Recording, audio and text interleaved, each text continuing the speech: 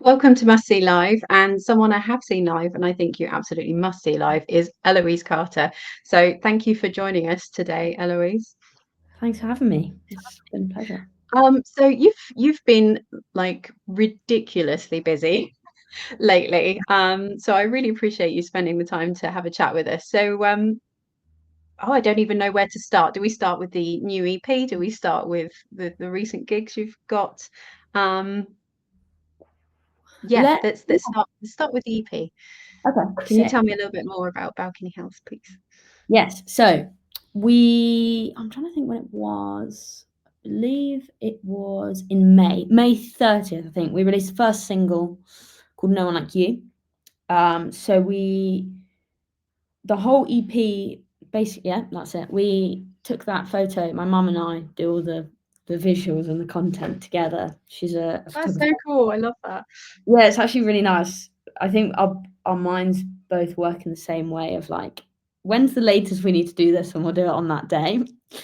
Um, so it's a really fun and like you just get it done, and it's really cool. So it was on the coast near, kind of in between. I'm trying to think, it was in between Hayling and West Wittering, like somewhere along there. Mhm. Um, Nice and and quiet, I guess. Yeah, it was really quiet actually, and it was a really Mm. hot day. Like, it was raining, and it was the last day we could do it. So we were Mm. like, gotta go face the weather." It was like the wind was crazy, the sand was just flying, and I think if you pull that, So is like, that like is that an effect or is that is actually the wind? so you see how I'm wearing sunglasses?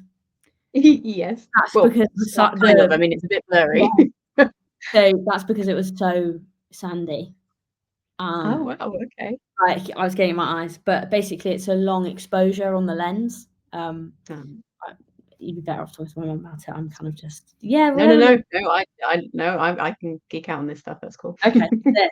And yeah, she was like, "Just walk around and we'll see what happens," kind of thing. And then, yeah, we worked together on that, which is really nice. The single is we recorded it ages ago, myself and the band. We went to a studio in North London, near Camden Way, Oh, oh, nice. Okay. called Ben Hillier. We did the we did that song, and then we did a song called Under Streetlights, which we released. We, being my band and I, released about a year ago. Mhm. Um, and we tracked all the drums, and then because it was, we must have tracked it about 2 years ago now. Mm. And so I sounded a lot younger because I'm 23 now, so I would have been, yeah, probably 20 when we recorded it. A lot happens in 3 years when you're 20, and sound a lot different now. So basically, just kept the drum stems, kept the bass, and then re-recorded all the guitars and vocals at home, myself and the Oh, guitarist, okay. Mm. which was cool. And then we got it sent off for mixing and mastering. So the guys that mix and master our tracks are the same producers as Harvey, Jay Dodgson, and Mackenzie.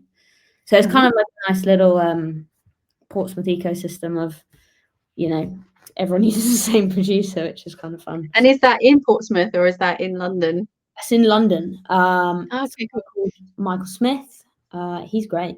Yeah, and then Andy Baldwin, who has done, like, I think it's like on his bio, he's got like Oasis and stuff as work he's done, which is insane. Um, so yeah, and then yeah, so that was the No One Like You. Then we did The Moment, which is the same process, but I actually engineered all of this track.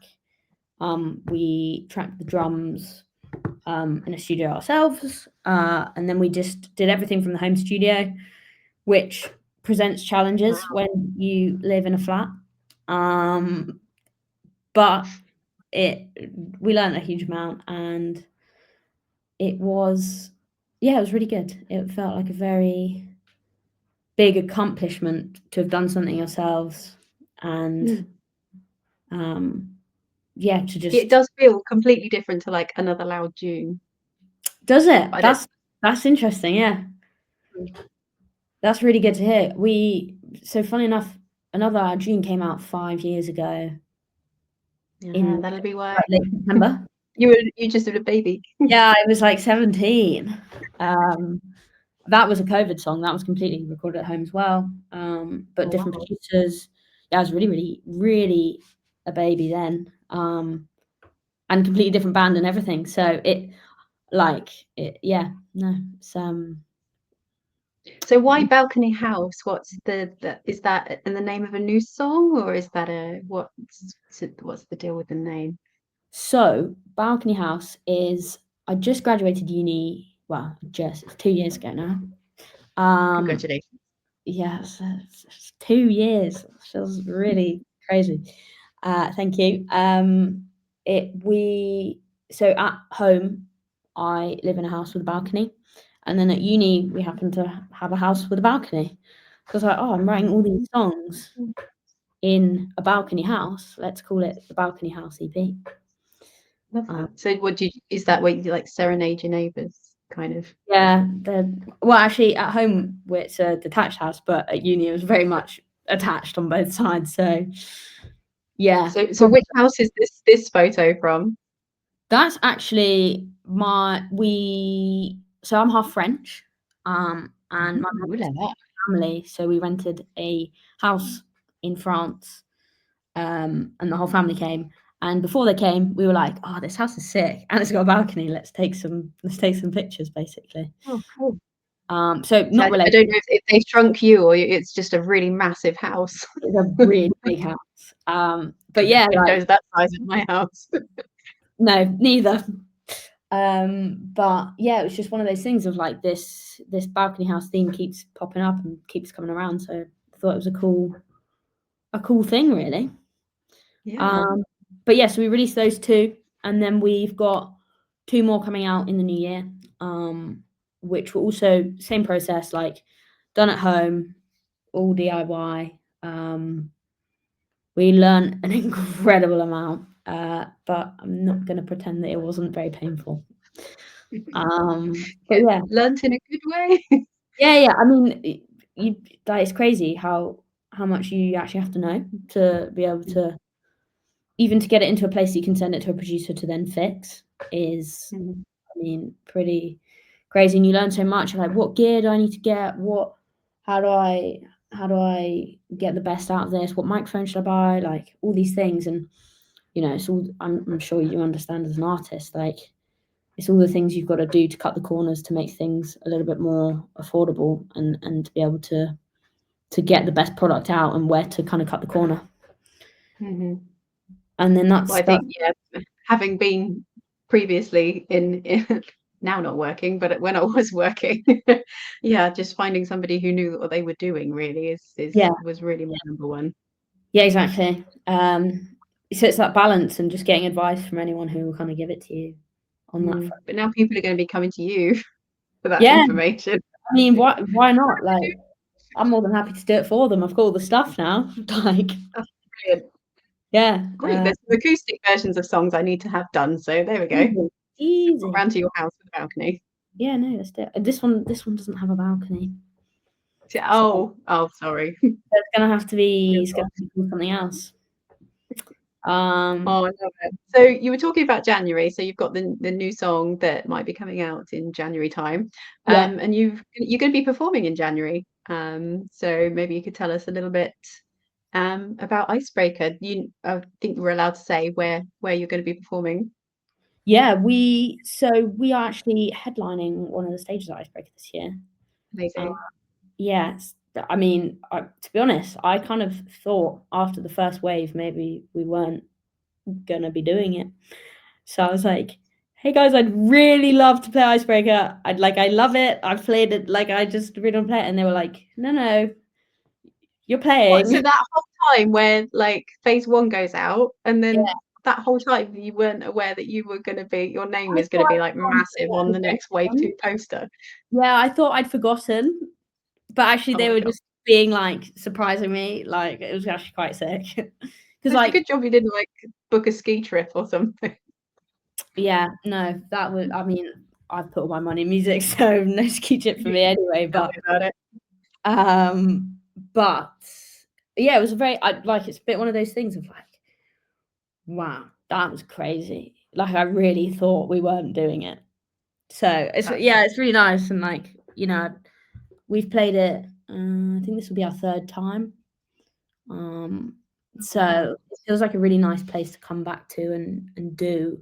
Like I just love it. I think it's an amazing thing, and I think Portsmouth. So have you, those 3 times, have you done it in a different venue along Albert Road for Icebreaker those 3 times, or is it?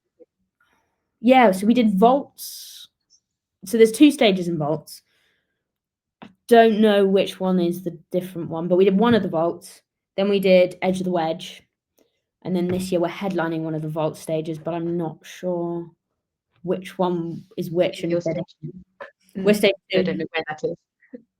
I know where both the stages are, but I'm not sure how that kind of looks, if that makes sense.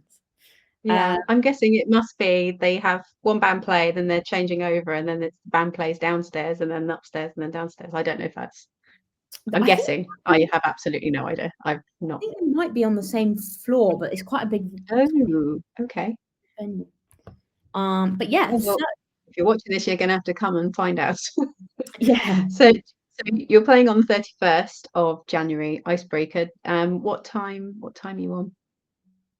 I think it's. I mean, it must be like 9, 10 o'clock. Oh, nice. I'm not sure. Last, you're headlining. Yeah, like seeing the big name on the poster is pretty crazy. Yes, that is nuts. So, tell me about your most recent gig, which I would have absolutely loved to have. I had it in my plan to come and see, and then I ended up playing. So, tell me about the Joiners. Yeah, it's tough. All the musician friends you make are like, oh yeah, I'd love to. Yeah, oh, I'm gigging. Yeah, no, like it's one of those, isn't it? No, it was good. It was really good. We headlined the Joiners on the 27th of September. We had support from Anna Muir, who was based in Southampton, Winchester Way, and then we were supported by Coast, which are a Portsmouth band, which was very cool. It felt like the whole of the South Coast was kind of coming together for this gig. And the vibes in the room were incredible. Like the room was packed, and every single person was there to kind of, because they really, really wanted to be there. So in the songs, like it's crazy. Like a pin would drop. Like people would. This is like the dream situ. Normally, it's like people were talking all the time during your sets and stuff. This was like clap, clap, clap, clap, clap, silence. Waiting. Sounds like a country audience. That's great. Yeah, it was. You get that. That's nice. Yeah, I've never had any. It was a very surreal moment.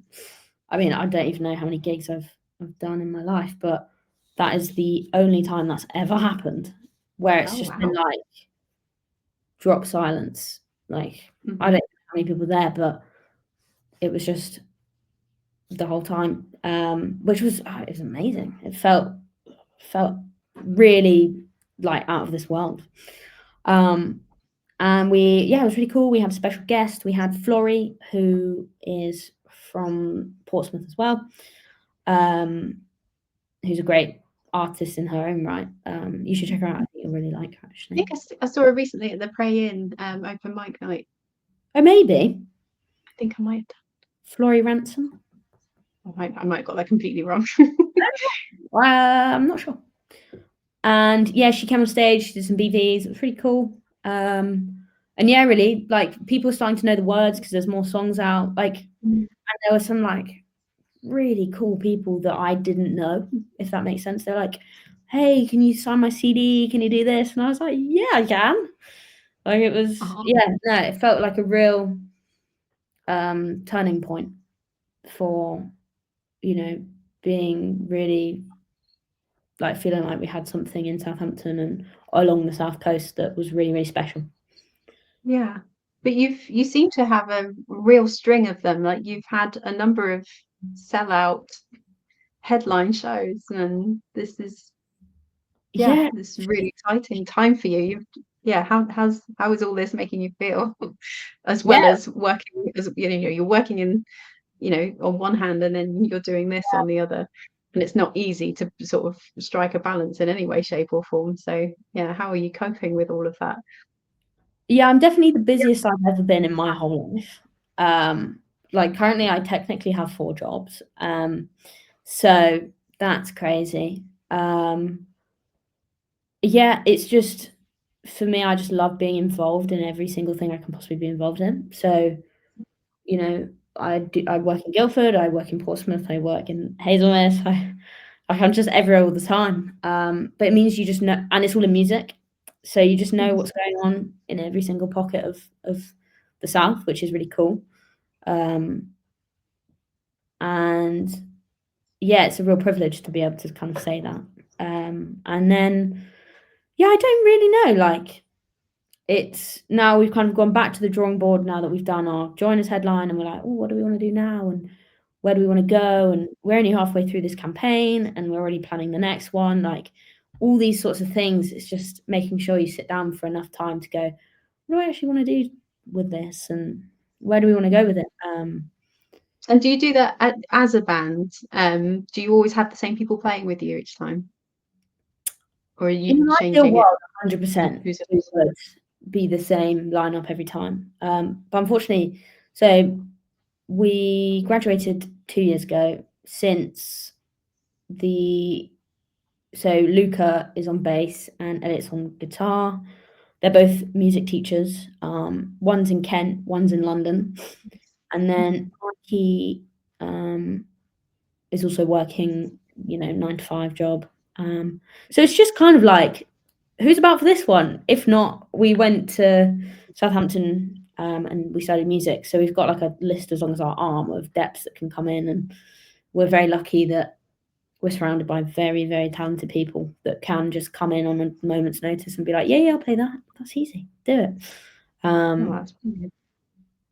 but yeah, really. So it's a very busy time, but really exciting at the same time, if that makes Yeah, sense. you should be. You should be mega excited and very proud. And we're all very proud and excited for you. So yeah, very much look forward to coming to see you. So I guess the next opportunity is going to be 31st of Yeah, I'd January. say right now that's all we've got coming in. Because of we did the headline and it was like everything was go, go, go, go, go. Headline, da, da, da, Mm, da, and then it was like, okay, and breathe now. Like, like it's great. quite nice to wind down after doing that. And, we're trying to get back into the studio and trying to get back into writing so we can have like a nice string of dates and to play some new material basically. Um, Great. but Speaking yeah. of new material, is there anything you could maybe tease us on the new songs coming out in January? What's that about? Yeah, so Or this what's it one like? this one's called Worrying, and it's basically about it's actually like a really weird core, like, it's just one of those, like, "Oh, I don't know if I like it or not," and then everyone was like, "No, no, no, we like this," and I was like, "Okay, cool." Where it was, basically essentially like, the only thing you're worried about is, like, the other person worrying, so then you get into that cycle of, like, I'm worried about you worrying, but actually you're worried about me worrying, so we're just doing this. So it's Yeah. like, well, what's the point? Like, why would As an we do it? overthinker, I can relate to that. Yeah, yeah, yeah. It was like one of these situations where it's like, um, whoever you can relate it to, but in my case, it was my best mate at the time. And it was like, oh, I'm really worried about you being worried about this, and she was like, well, I'm worried about you being worried about that, and I'm like, what? And it was like, this is so weird, and so I was like, oh, okay, and yeah, it just kind of went from there, and we really tried a few things out stylistically, but we kind of got to a stage where it's more of an acousticy one actually, compared to the full bandy bits that we've done, and then Mhm. live it kind of ramps up a bit more. But yeah, no, I'd say this is everyone's favorite that comes to the gigs. So which is interesting. I Mm. wouldn't have thought this would be the one, but it is. I feel like I'm sure you understand. Like sometimes it kind of goes like that. You're like, is this a good one? Oh, okay, yeah, I get, yeah. Like the audience kind of tell you the crowd likes that one a bit better, or whatever. So that's this one. That's the one. Yeah. I'm quite excited for it. It'd be nice to kind of start the campaign again, and kind of get back into it. And yeah, really. Great. Yeah. So if anyone wants to listen to your music, I know you're on Spotify because that's where I find you, but what other platforms are you on? Yeah, so we're on the usual, like TikTok, Instagram, Facebook, YouTube, Spotify, Apple Music. Basically anything that it can be released on, I'm aware it is released on. There's a lot of ones I haven't actually heard, but yeah, Amazon, Deezer, all those sorts of things. Yeah, really, like Great. everywhere, as many places as we can be. Great. Okay. Well, thank you so much for your time. And yeah, I will be posting about you a little bit more again come January. Thank you so much. Fantastic. Brilliant. Thanks so much, Kate.